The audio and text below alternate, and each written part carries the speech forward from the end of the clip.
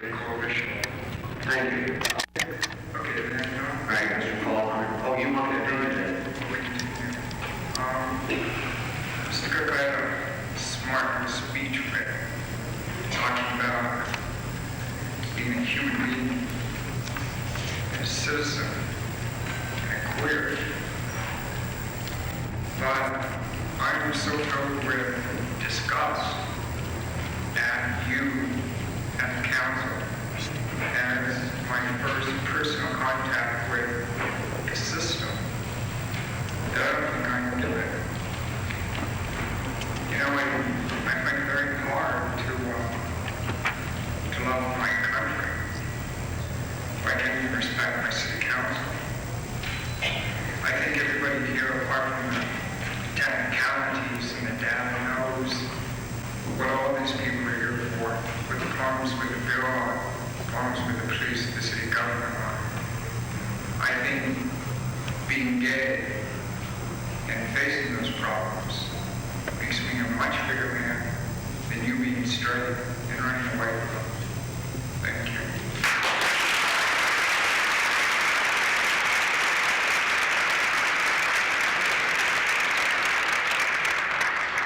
As I mentioned before, you're using up your time in these demonstrations. Now, if you want to hear these people, then let's hear them.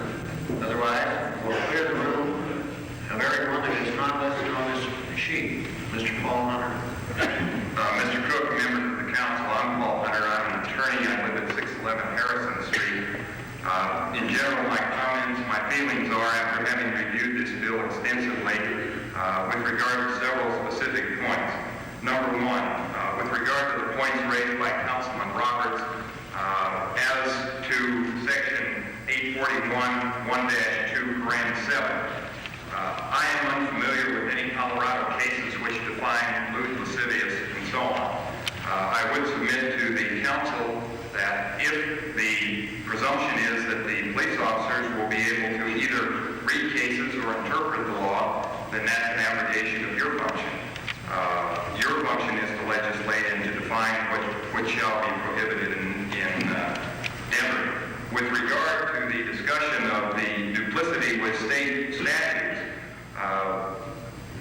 a large number of these provisions are taken verbatim from the existing state law. I fail to see that clears up any possible misunderstanding. If that is the case, why not have a Denver divorce law and a Denver murder law?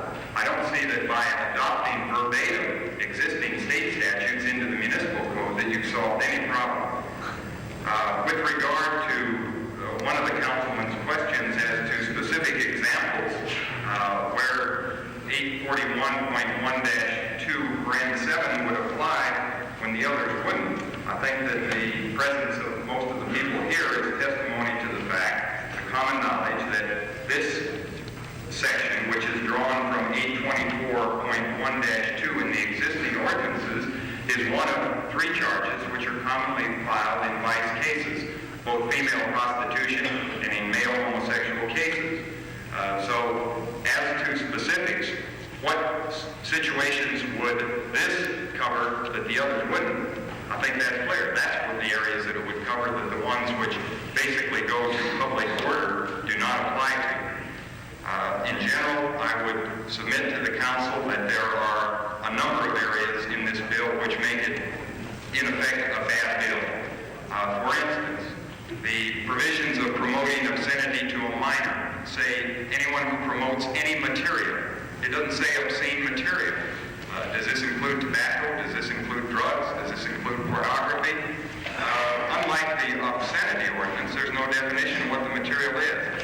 Offenses by minors, I would suggest that certainly the Children's Code applies to offenses by minors, and that the City Council enactments would carry no. The Bar Association in its recent convention in August in Washington passed a proposal both by the House of Delegates as well as the General Convention encouraging legislatures to stay out of the area of enacting laws which regulate sexual or private conduct between individuals. One of the sponsors of that resolution quoted from John Stuart Mill, who said that the only right over any member of a civilized community against his will is to prevent harm to others. I seriously question whether the thrust or effect of this proposed bill will be in any way to enhance the quality of life in this city or for us as citizens. I think it's a bad bill. I think that your further consideration is demanded, and I would urge that you reject the bill as proposed. Thank you, Mr. Hunter. Elizabeth Matthews. Sorry. For someone who told me to speak. Oh, go ahead.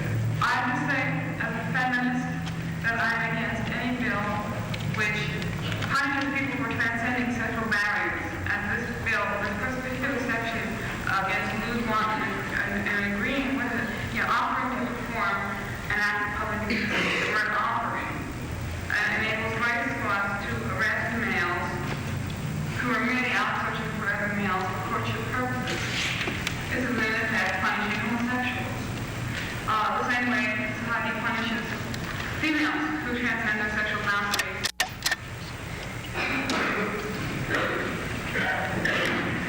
Gentlemen, I'm Fred Zook, 23. I think the issue has been dodged tonight. I think everyone on the council knows what's going on. I've been dealing with the council for 9 months.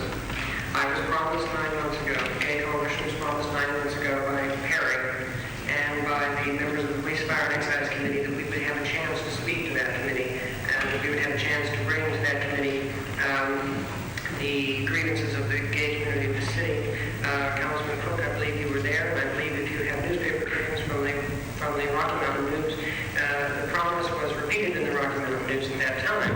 I think the issue is the city council has failed to accept its responsibility to the gay community. I think an issue is that you people are sitting here and you don't want to talk about it.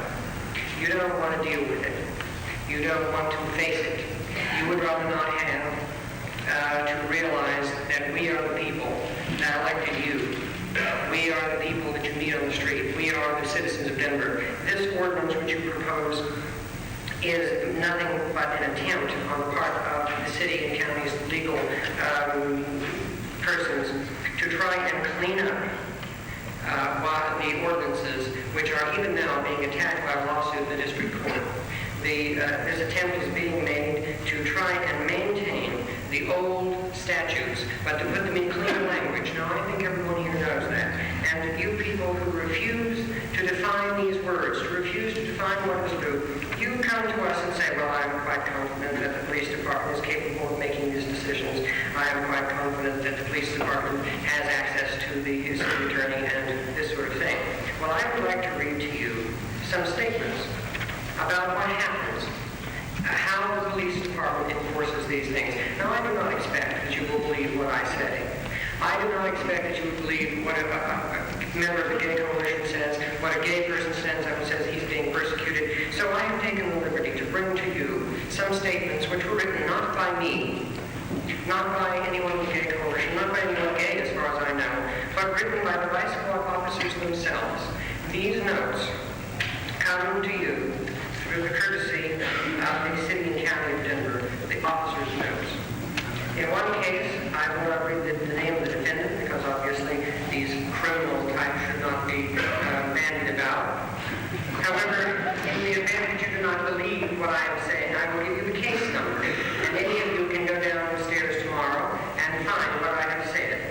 In the matter of case number 3-3412, this is a direct quote from the officer's notes.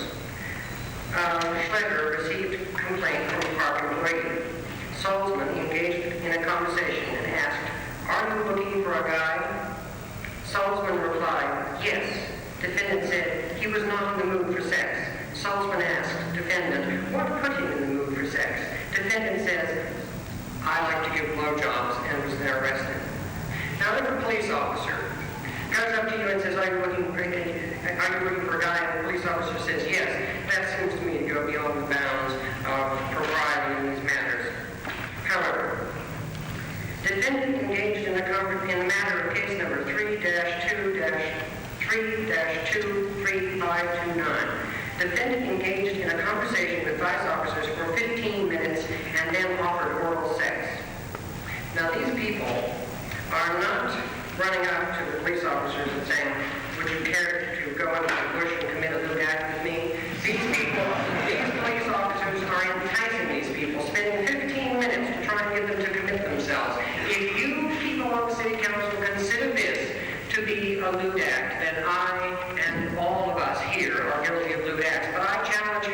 many of you have not been guilty of sitting in a bar and talking to a young lady for 15 minutes, hoping to get her to go with you somewhere.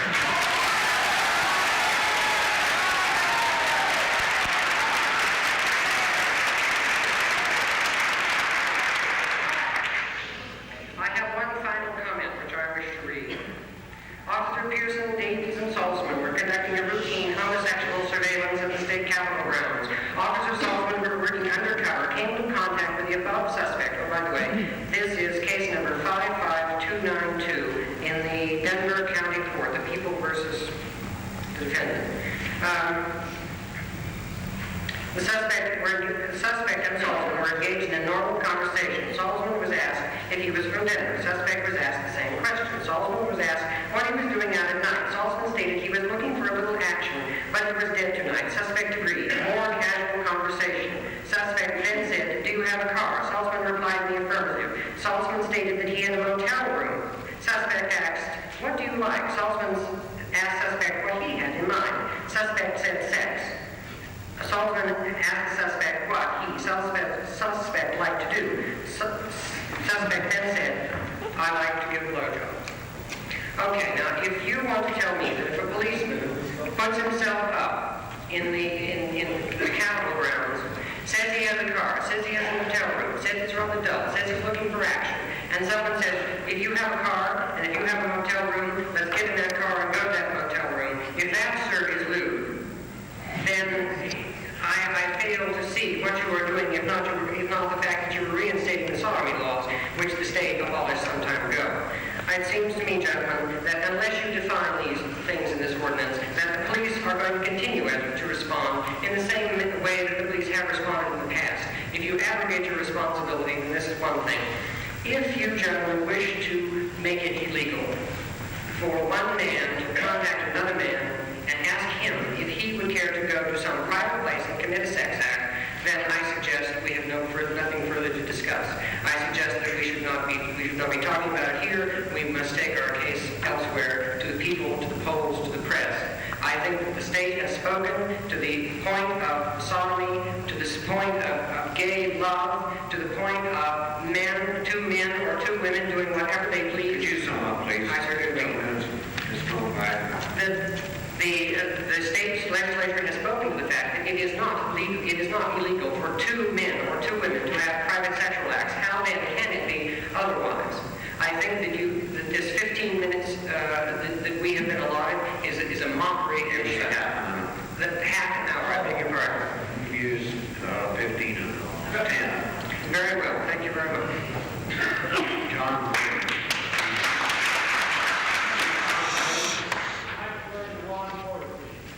Is he next on the list? No, he isn't. When he comes up, okay. Gerald Gresham. Greg.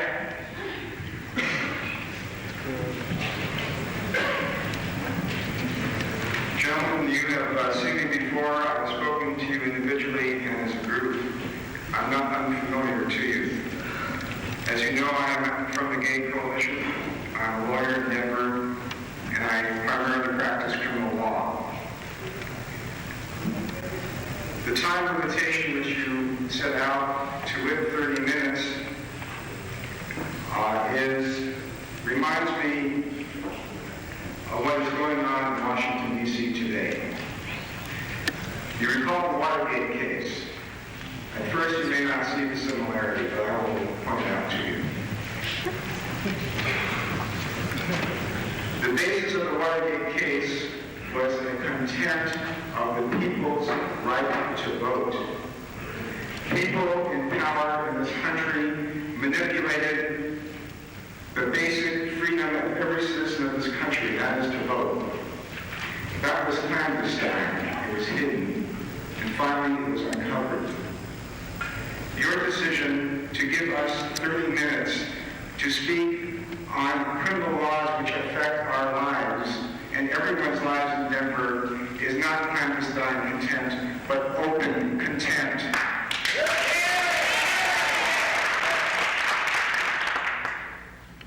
I basically have 2 points, and I want to get to my speech that I have prepared.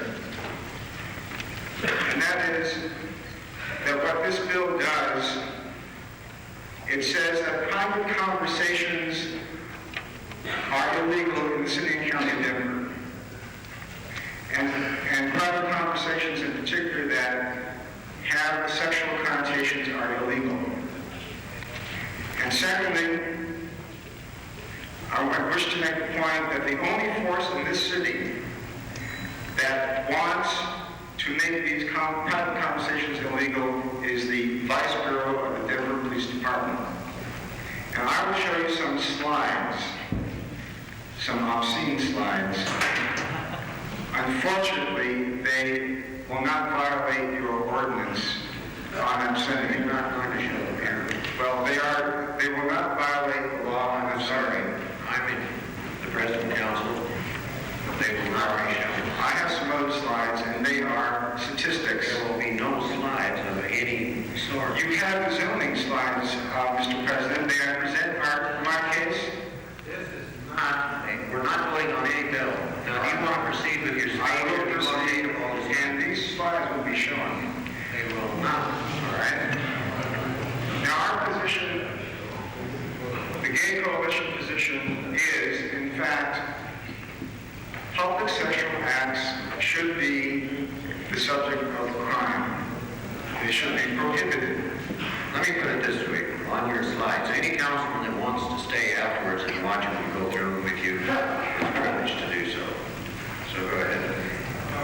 Mr. Chairman, hey, I'm sorry, but I think if they have something that is part of a case, they should show.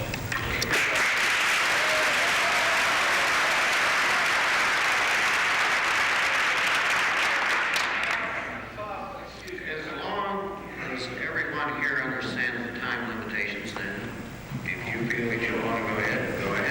Well, the only thing is that I think there's some, responsible people who do want to make their arguments.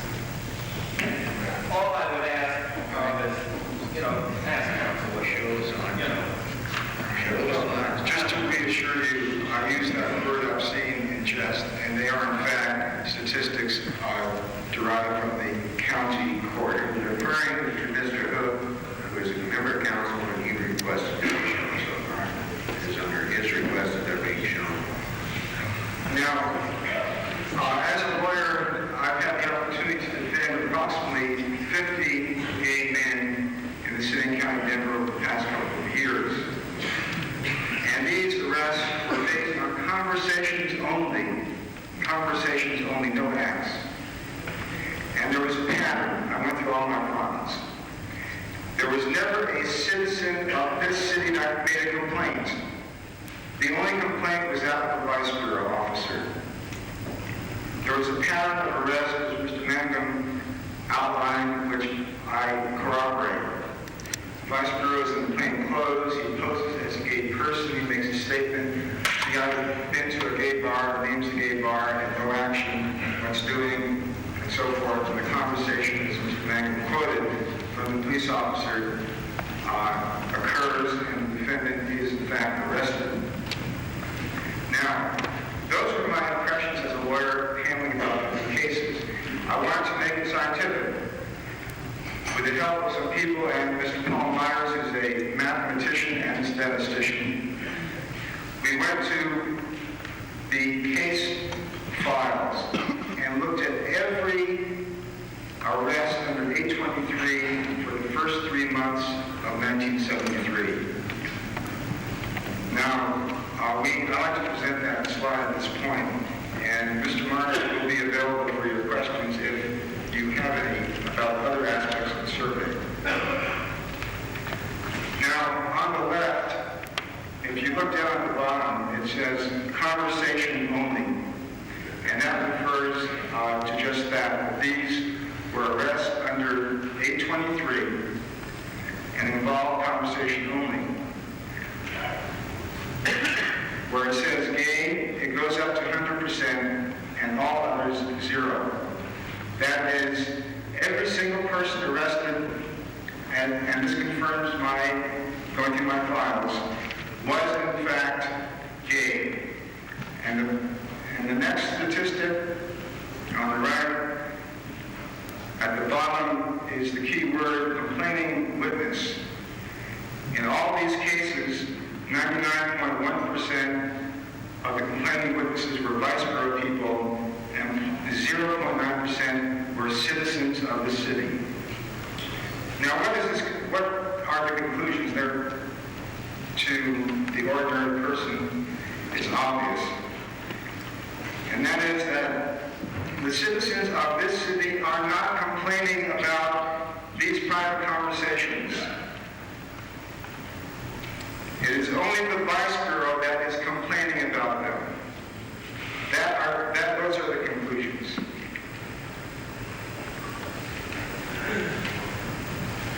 Now, I call upon you. These are startling statistics. I don't know if you think they are. I think they are. I would ask you, if I were a black person and came to you and told you that 100% of the arrests for burglary were of black people only. And not only that, but there were no citizen complaints, but just the cops who were complaining. Now, wouldn't your sense of justice be moved just a little bit? If I were Chicano, and I told you and brought you statistics that for aggravated robbery, only Chicanos were arrested, and the only complaining witness were cops. Wouldn't that move you somewhat? Therefore, gentlemen, what I call for now is not a consideration of the bill, but that you defer the bill, but that you proceed to investigate tactics and policies and psychology and perversions, if you will, of the Denver Vice Bureau. That, to me, seems the issue and the conclusion that is demanded of these statistics. Now, regarding the two bills, the ordinances, the public indecency and the disorderly conduct, there will be other speakers here, lawyers, who will be addressing themselves to the constitutional issues. And any one of you who is a self-respecting lawyer, who knows anything about the Constitution, will agree with their arguments that the laws that you propose are flagrantly unconstitutional on many grounds. I will not address all the points.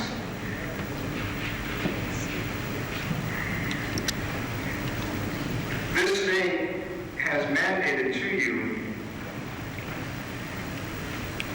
and has told you, in effect, that you cannot pass the ordinances that you are proposing. The state has, in the CRS criminal code, after 40-3-401, they made it very clear. They stated as follows, quote, voluntary participation in deviant sexual acts is not made a crime, unquote. Now, you mean to tell me that conversations about a perfectly legal act can be made a crime? You can go ahead and do it if you like. Our lawsuit, which is pending in district court, will be accordingly amended to include your new proposal. Could you please zoom up so we can hear some of the speaker? All right.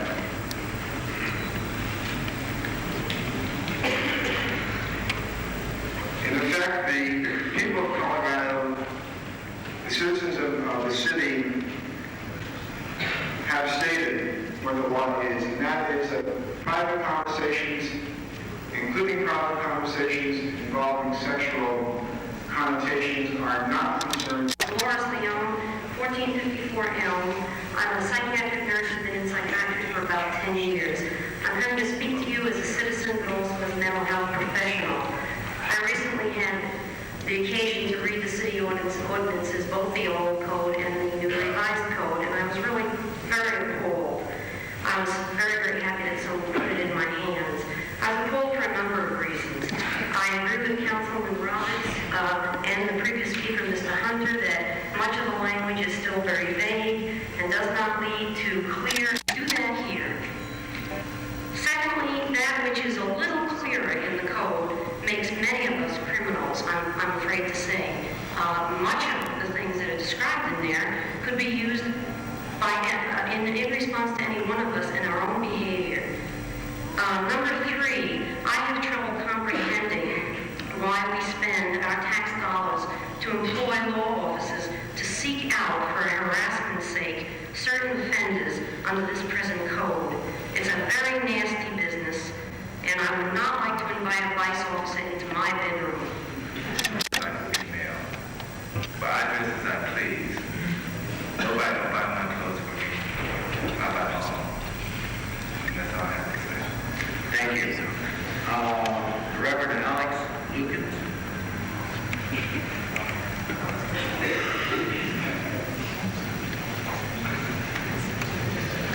Reverend Mr. Lukens found it necessary to leave and asked that I speak on his behalf of my own. What is your name, sir? I'm the Reverend Paul Murphy. Okay, that's over. Okay. I'm the Reverend Paul Murphy, a United Methodist clergyman. I wish to speak not about the legal matters or even theological matters, but simply to make 2 points very quickly and very briefly. First, that I think we all need to recognize that God-given human sexuality has long been an issue that we've had a great deal of difficulty in our society, especially understanding, appreciating, being able to talk about and discuss in an open and healthy way. And yet this is a very natural, normal part of our own human selves. And I suppose that it's because of the pervasive fear that most of us grow up in and have influenced our own lives that we find this kind of confusion reigning. And confusion reigns in the area of legislation as well as our own personal relationships. I've heard the argument, but I'm pleased not to have heard it here. Those who equate any relaxing or freeing of restrictive and oppressive legislation with the fall of the Roman Empire of all things. Of course, this is false thinking from the start. It is Robert Pinwinsky. And once again, gentlemen, I am before you. And this time, I'm happy to say that I am not as nervous as last time. Last time I was up here with a group of friends. But this time, you see the congregation I have in the back of me. The city of Denver. This is the city of Denver which elected you into office. And I wish to speak to you as a citizen who lives at Fort Hall, Emerson, as a member of the Denver Gay Coalition, which I'm very proud and happy to be a member of, and as a historian. I have a master's degree in history from a not totally undistinguished Midwestern Catholic college. And as a historian, I have a good memory. I remember how you vote, and I guarantee you I will remember when you are up for office, and everybody else here will remember all of that also. Now then, in view of the fact that these laws are patently discriminatory and are enforced in what can only be described as a Nazi manner, I feel we should explore, like Columbus, whose birthday we celebrated this month, 2 areas that enshroud the fun thing that being gay is. First of all, religion and then morality, because obviously you are trying to legislate morality. First of all, if you look to the Judeo-Christian tradition, when it does manage to flare up against homosexuality, it refers to the scriptures, to Leviticus and St. Paul. The book of Leviticus also condemns wearing the scarlet dress and eating shrimp. St. Paul has managed to stand as the patron of all anti-drag legislators, since he told women that since their hair was so beautiful they had to cover it. So much for St. Paul. I'm sorry, well, I know you want to get it all in, but if you speak a little slow, it would be a little easier for us to understand. okay, I was told we don't have so much time. One chance maybe for liberation. In considering the long and bloody record of the Judeo-Christian tradition, I don't think we should bother with it. For insight, at least in this manner, we should look at the totality of human history, which shows quite clearly that homosexuality can flourish in cultures which are reaching their height, which are beginning, which are in their prime, as well as cultures which are in their... Which you have been presented with approximately 8 months ago, one of these ordinances. Urge the council to defeat both proposed ordinances 8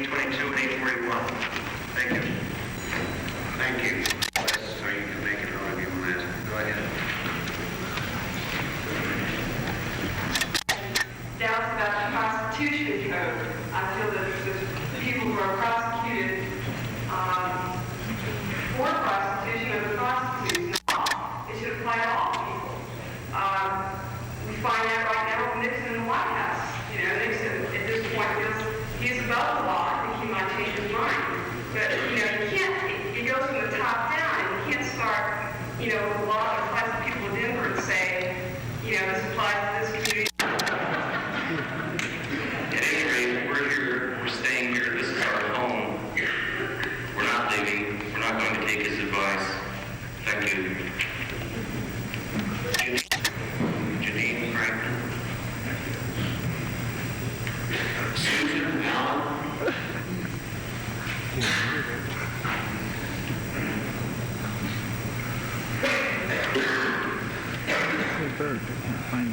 My name is Susan Allen. I'm president of the Denver chapter of the National Organization for Women.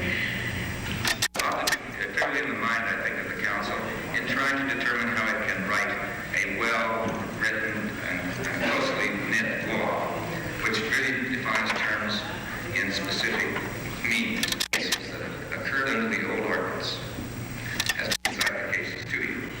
I think this is illustrative of the dangerous use of the word in any ordinance in the attempt to punish human conduct by calling it lewd.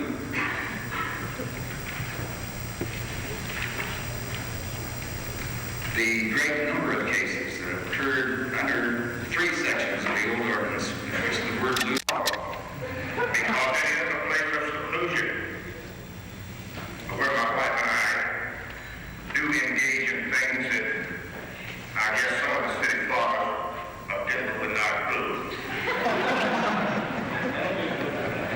Just as last week, gentlemen, to prove that you cannot write laws to dictate the people's morals without taking the chance of making a fool out of yourself.